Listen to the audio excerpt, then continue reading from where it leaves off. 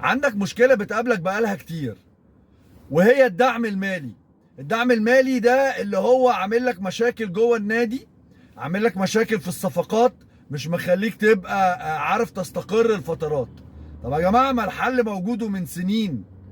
لازم نعمل شركة الكورة، لازم نادي الزمالك يجري بسرعة جدا ويبتدي يشتغل على شركة الكورة.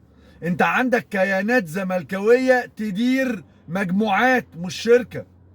عندك ايمن ممدوح عباس، عندك الجنايني، عندك هاني بيرزي، عندك اكتر من حد ممكن يوقفوا لك الشركة دي على رجل.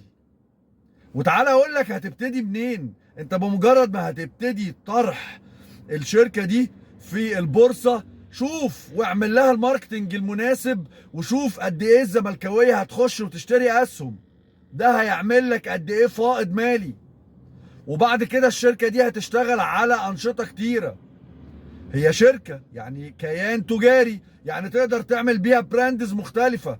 سواء بقى يعني فور اكزامبل، يعني لو بنتكلم على لبس، بنتكلم على مطاعم، بنتكلم على اي حاجة تيجي تحت المسمى التجاري. ما هي مسمى تجاري، براند نيم، ده هيعمل لك بحر من الدعم المالي. احنا ازاي يا جماعة مش شغالين على الملف ده؟ ده اقوى ملف لازم تشتغلوا عليه الفترة دي. هو ده اللي هيدخلك فلوس، اولها الاكتتاب العام اللي هتنزله الشركة للزملكاوية كلهم.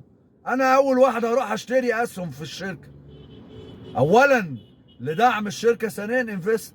نادي الزمالك اسم كبير يا جماعة، فكروا في الحتة دي. موضوع مهم جدا وفكرة قوية جدا، حاطينها في الملفات وما بنشتغلش عليها.